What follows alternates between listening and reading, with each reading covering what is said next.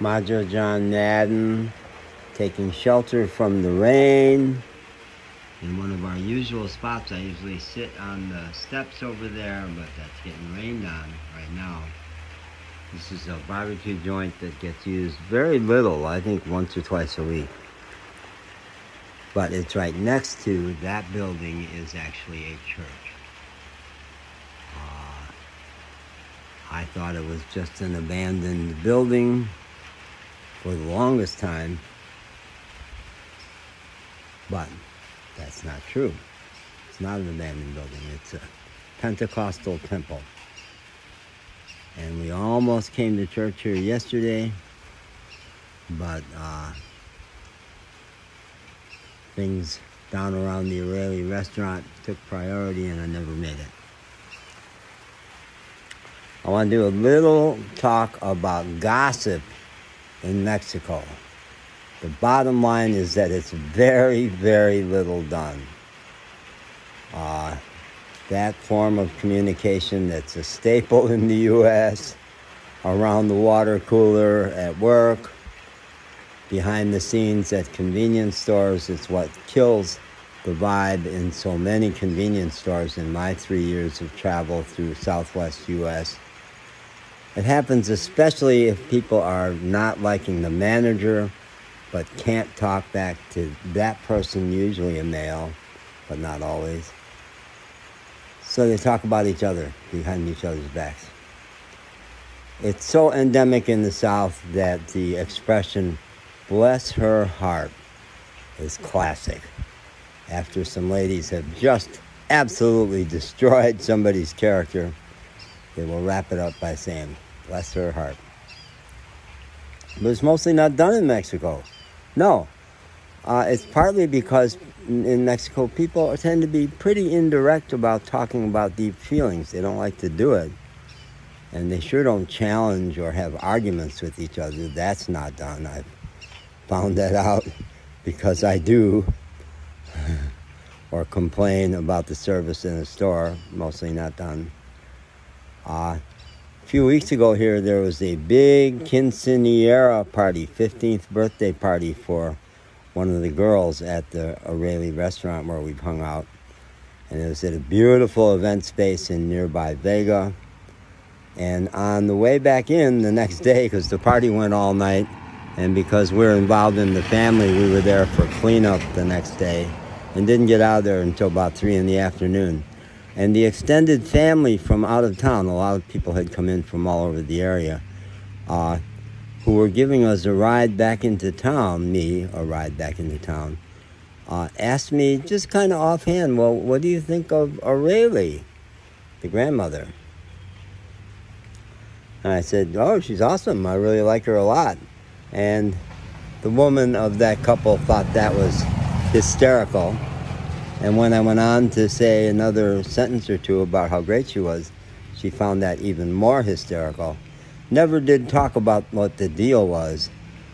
My guess is that it's at least because O'Reilly has converted to this very severe form of Christianity, Jehovah's Witness. And at first I thought the whole family was. But no, it's her and not her husband. And it's one of her daughter, Aurelita, and her family, but not the other set of her son and his family. No, they're Catholic. To the extent that they're practiced, it's not clear they really do much. So, I think that's it. I think, at the very least, she has gone off the reservation and practicing a very severe religion, which, in one of my messages or videos or something, I said that I thought her husband was kind of a haunted man, lonely, that he feels like his wife has abandoned him by going into this cult. And the son, Miguel, his response was no, he thought I was missing it altogether, that was not the case. But I do think it is the case. I think he's a haunted man. And now that his wife has gone off to the U.S. to help the granddaughter in Dallas for 6 months, I don't think he misses her. No, I'm seeing, I don't think he's any more lonely than he was before. So the next day I tried in WhatsApp to run this by the waitress who I was getting tight with. She didn't want to talk about it. Now, it may be just above her pay grade to be talking about her boss. She's a kind of a simple girl in some ways. Bright, but not interpersonally sophisticated, I don't think.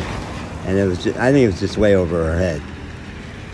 But I also tried to float by her a thought or two about the daughter, who also is Jehovah's Witness, because she's so incredibly different from the daughter-in-law that I like so much, who's really gritty, down-to-earth. Boy, she's really shows up and reaches out to me in wonderful ways.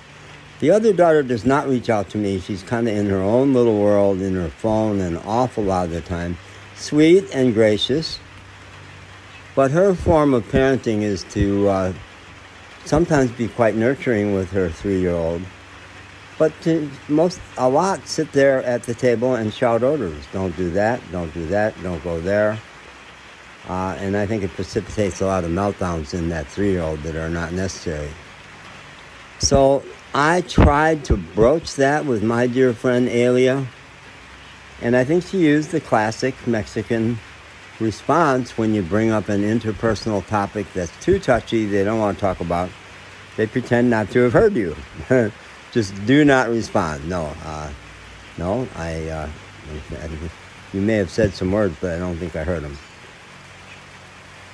So, I who really hate gossip and do practice it, my form of what I call healthy gossip is you talk about that other relationship in the service of then figuring out how to bring it, whatever it is that your gripe is, to bring it up directly with the person. So you're not doing it instead of having direct communication, but to kind of organize your thoughts before you go into the fray and have it out with somebody. But the really toxic gossip, no, it's not about that. It's just about running somebody down behind their backs, and it's awfully toxic. And it's mostly not practiced in Mexico. And I think Mexico is the better for it, and the Latino people are the better for it. Even though sometimes I want to just dish. Could we just dish? Come on, could we get down and talk about what the fuck is up with that person? No. No. I don't think there even is. I'm not sure there even is a translation for fuck in Mexico. I'm not sure. I don't think there is even. Maybe among real bandits. Okay.